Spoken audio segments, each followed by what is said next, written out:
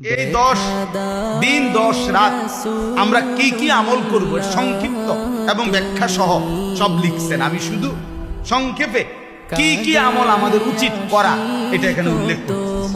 1 number হলো বিশেষভাবে কুরবানি দাতা এবং অন্যদেরও এই 10 দিন নিজের নখ চুল না কাটা। এটা একটা আমল, এটা একটা ফজিলতপূর্ণ আমল। অর্থাৎ জিলকদ মাসের শেষেই জিলহজের চাঁদ উঠবার আগেই নখ এবং চুল কেটে ফেলা, আর এই 10 দিন কোরবানি হওয়ার আগ পর্যন্ত নখ চুল বিশেষভাবে যাদের কোরবানি করে, মানে যাদের উপরে কোরবানি ওয়াজিব তাদের জন্য বেশি জরুরি। আর যারা এমনিতে কোরবানি হয় না, এমনকি বাচ্চা, তারারও এই 10 দিন নখ এবং চুল না কাটা এটা রাসূলুল্লাহ সাল্লাল্লাহু আলাইহি সাল্লাম ও সাহাবায়ে কেরামের আমল ছিল না কাটা। অতএব এটা একটা আমল যে এই 10 দিন নখ চুল কাটবে। কথা বুঝছেন?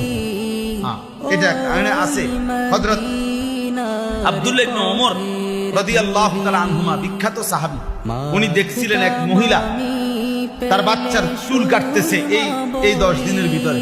তো উনি পরিষ্কার বলছে, হে মা, যদি তুমি এটাকে কোরবানির দিন পর্যন্ত বিলম্বিত করতে কত না ভালো, কত না ভালো। অর্থাৎ সাহাবায়ে কেরাম বাচ্চাদের বিষয়ে এই খেয়াল রাখছে, বাচ্চাদেরকেও দিন শেখানো উচিত। সাহাবায়ে কেরাম, হাদিসে আছে, সাহাবায়ে কেরাম মহিলা সাহাবীরা নিজেদের বাচ্চাদেরকেও অনুপযুক্ত বয়সেও রোজা রাখাইবার চেষ্টা করতেন। বলছে যে আমরা কাপড় দিয়া পেঁচাইয়া বাচ্চাদেরকে বিভিন্ন খেলনা বানায় দিতাম, আর যেন ঘুম পাড়ায় দিতাম অথবা খেলনা ব্যস্ত করে দিতাম, আর এরই ফাঁকে সন্ধ্যা হয়ে যেত, তো তখন তাদেরকে আমরা ইফতার করাই। 2 নাম্বার, রাত্রগুলোতে বেশি বেশি জিকির তাসবিহ পাঠ করা। 3 নাম্বার, প্রথম 9 দিন রোজা রাখা টানা, জিলহজের প্রথম দিন থেকে কোরবানির আগের দিন পর্যন্ত 9 দিন রোজা রাখার চেষ্টা করা। প্রত্যেকটা রোজাতে এক বছরের নফল রোজার সওয়াব মিলবে। 4 নাম্বার, আরাফার দিন অর্থাৎ কোরবানির আগের দিন 9 জিলহজ রোজা রাখা, এটা বিশেষ। অর্থাৎ কোরবানির আগের দিন বিশেষভাবে ওই দিন রোজা রাখার সর্বোচ্চ চেষ্টা করা।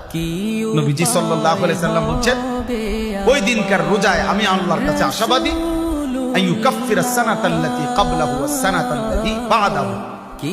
আল্লাহ তাআলা পিছনের এবং সামনে এবং পিছনের 2 বছরের গুনাহ মাফ করুন।